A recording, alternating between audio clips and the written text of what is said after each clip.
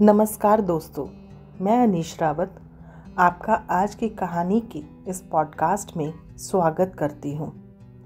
आज हम बात करेंगे कि जीवन में कभी भी घमंड नहीं करना चाहिए, क्योंकि घमंडी का सिर एक ना एक दिन ज़रूर झुकता ही है। वैसे भी घमंड करने पर आप अपने सीखने के सभी दरवाजे बंद कर देते हो। तो बेहतर है ना कि आपके पास जो ज्ञान या धन है उसे आप ज़रूरतमंद लोगों में बांटें, क्योंकि बांटने से चीज़ें और बढ़ती ही हैं। वैसे देखा गया है कि जब भी इंसान किसी बड़े मुकाम पर पहुंच जाता है तो उसमें अहंकार आ ही जाता है। या तो ये धन का होगा या फिर ऊंचे पद का। लेकिन ये भी याद रखिए कि अहंकार इंसान को अर्श से फर्श पर ले आता है। कुछ ऐसा ही युधिष्ठिर के साथ हुआ। जब उन्हें घमंड होने लगा तो श्री कृष्ण ने उन्हें ऐसा आईना दिखाया कि युधिष्ठिर का घमंड चूर चूर हो गया। तो आज की कहानी है महाभारत से, जब युधिष्ठिर इंद्रप्रस्थ पर राज करते थे तो उनकी प्रजा बहुत सुखी थी। राजा युधिष्ठिर समय समय पर नगर में यज्ञ या हवन करते रहते और सभी को भोजन और कपड़ा भी देते। उन्हें अपने पर काफ़ी घमंड था कि उनके दरवाजे से कोई खाली नहीं गया और वो दुनिया के सबसे बड़े दानी हैं। लेकिन श्री कृष्ण युधिष्ठिर की तारीफ करने की बजाय कर्ण की दानवीरता की कहानियां सुनाते। ये देखकर अर्जुन और भीम को काफ़ी बुरा लगता कि हमारे भाई कितना दान पुण्य करते हैं और इसके बावजूद कृष्ण भगवान कर्ण की ही तारीफ करते हैं। एक दिन बहुत बारिश हो रही थी और उस दिन श्री कृष्ण भीम और अर्जुन के पास बैठे थे और वो फिर बातों ही बातों में कर्ण की प्रशंसा करने लग गए। तो अर्जुन से रहा नहीं गया और उन्होंने कृष्ण भगवान से कहा कि आप हमेशा कर्ण की तारीफ करते हैं, वो हमारे भाई युधिष्ठिर से बड़ा दानवीर नहीं हो सकता। अगर है तो हमें भी कोई सबूत दिखाए। बस इतना ही कहना था कि एक ब्राह्मण भिक्षा के मकसद से दरवाजे पर आ गया। उसने राजा युधिष्ठिर से मिलने की प्रार्थना की तो सैनिक ब्राह्मण को महाराज के पास ले गए।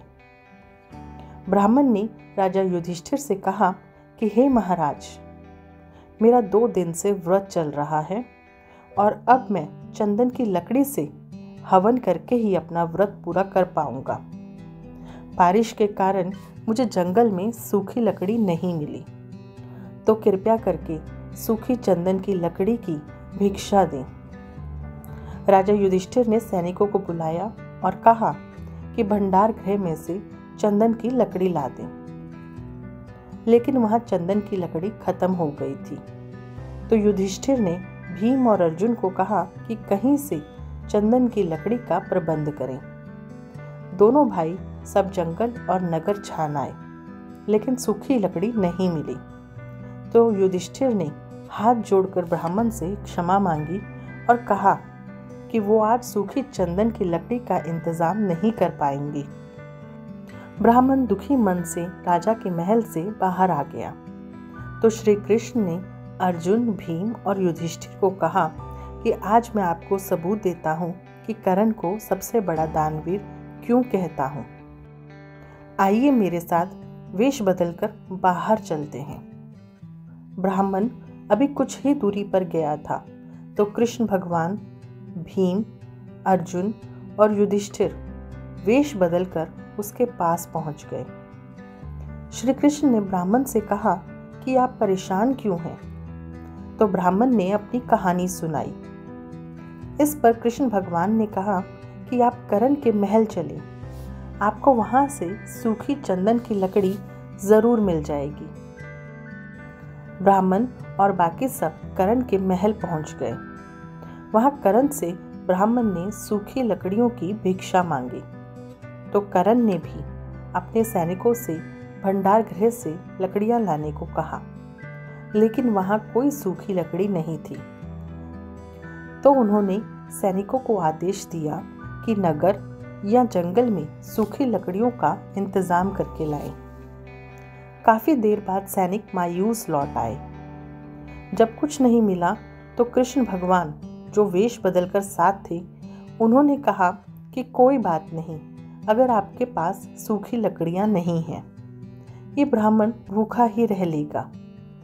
इतना कहना था कि करण ने अपनी खिड़कियों और दरवाजों को तोड़कर उसके छोटे छोटे टुकड़े कर दिए। वो लकड़ियों के टुकड़े देकर करण ने ब्राह्मण से कहा कि ये दरवाजे और खिड़कियां चंदन की लकड़ी से ही बने हैं। आप इसे ले जाएं और हवन करके अपना व्रत पूरा करें। ब्राह्मण वो लकड़ियां लेकर चारों के साथ बाहर आ गया। ब्राह्मण ने भगवान कृष्ण, भीम, अर्जुन और युधिष्ठिर को साथ देने का धन्यवाद दिया। जब ब्राह्मण चला गया तो भगवान ने कहा कि युधिष्ठिर, आपके पास भी दरवाजे और खिड़कियां चंदन के थे, लेकिन आप में देने का साहस नहीं हुआ।